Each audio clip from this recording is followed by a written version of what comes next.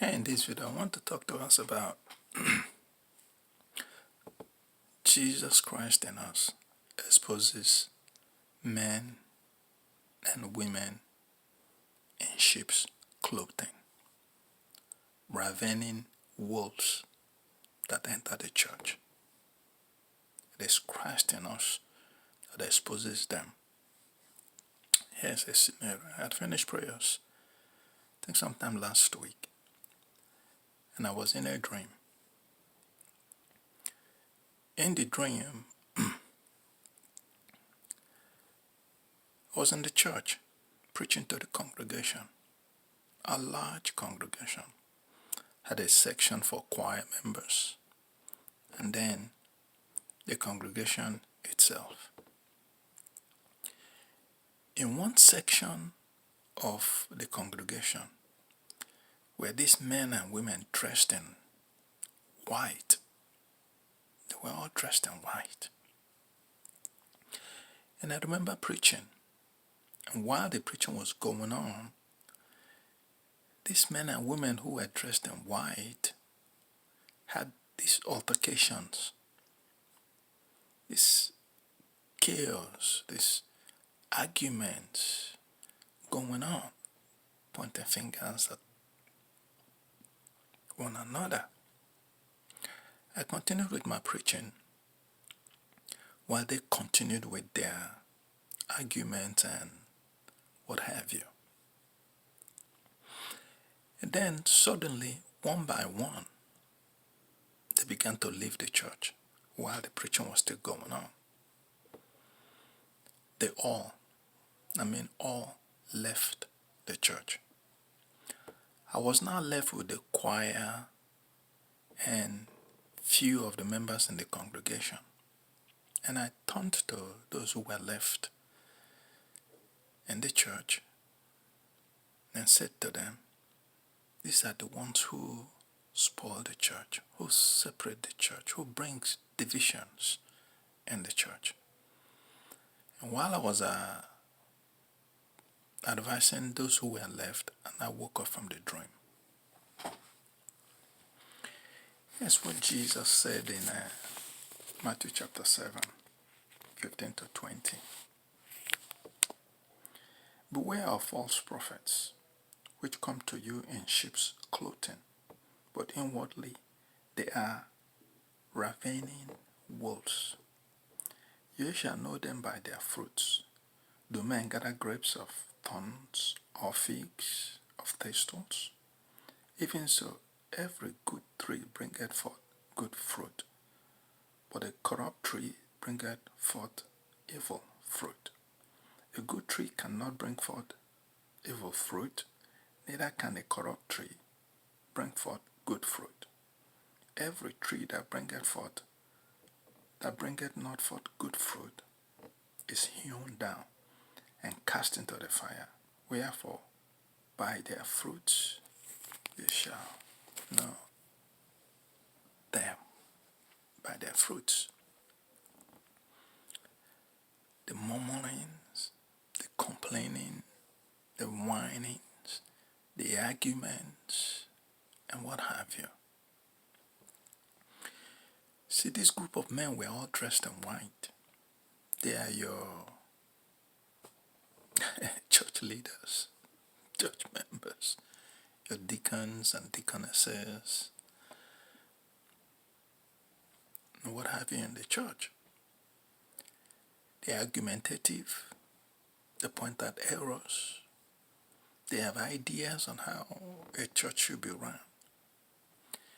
It is Christ in you who exposes them. Because Jesus Christ in you, in John 10:27 says, my sheep hear my voice and they follow me. If on a day you're going to church and you get to church and Christ in you does not tell you to get yourself involved in any argument, and you see this argument going on in the church,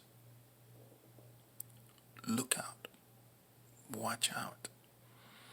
You see the gossiping, the backbiting, tail-bearing, pointing out errors in the church, what to do, what not to do, this church is like this, that church is like this, do like this, don't do like that.